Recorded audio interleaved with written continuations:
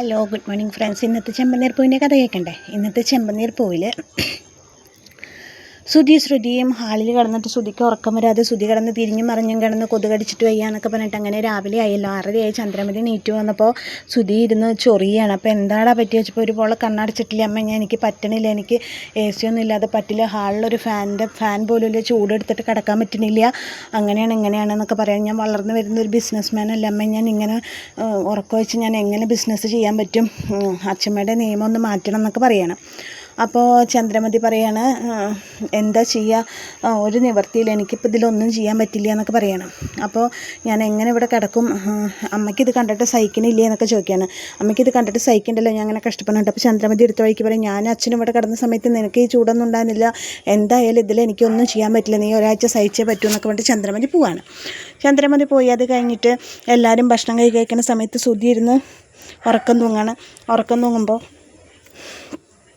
സച്ചിയും രവീന്ദ്രനൊക്കെ നോക്കുമ്പോൾ സുധീർന്ന് ഉറക്കം തൂങ്ങുക.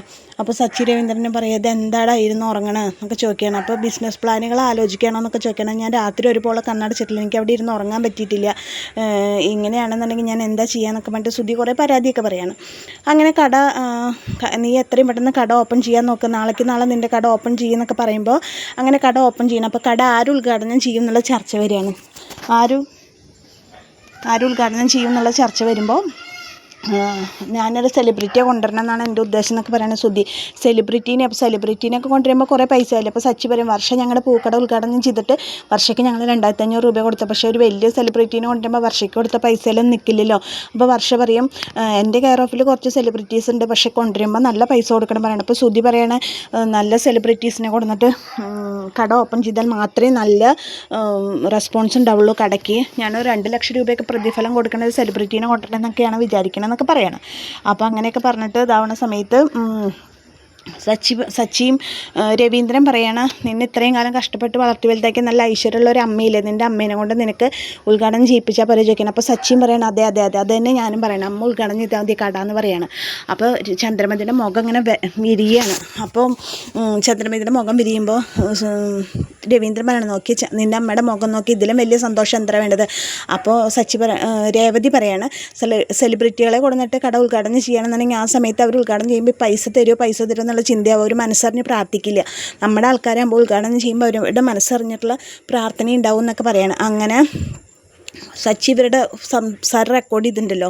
അപ്പോൾ ശ്രുതി പറയണ, ശരി ആൻറ്റീനെ കൊണ്ട് ഉദ്ഘാടനം ചെയ്യിക്കാൻ പറയും. അപ്പോൾ ശ്രുതി, അല്ല ശ്രുതി നമ്മൾ സംസാരിച്ച് ഒന്നും പറയണ്ട, ശ്രുതി ഒന്നും പറയണ്ട, ആൻറ്റീനെ കൊണ്ട് ഉദ്ഘാടനം ചെയ്യിക്കാമെന്ന് പറഞ്ഞിട്ട് അങ്ങനെ ചന്ദ്രമതിനെ കൊണ്ട് ഉദ്ഘാടനം ചെയ്യിക്കാനുള്ള തീരുമാനമാണ്. അങ്ങനെ പിറ്റേ ദിവസം കട ഓപ്പൺ ചെയ്യാൻ പോവാണ്, ഉദ്ഘാടന സമയമായി. അപ്പോൾ ചന്ദ്രമതി നാട മുറിക്കാൻ നിൽക്കുന്ന സമയത്ത് ചന്ദ്രമതി നമ്മളെ വിശേഷപ്പെട്ട ഒരു അതിഥിയുണ്ട്, ആ അതിഥിയെ കൂടി ഞാൻ എൻ്റെ അടുത്തേക്ക് ക്ഷണിക്കുകയാണെന്ന് പറയണം.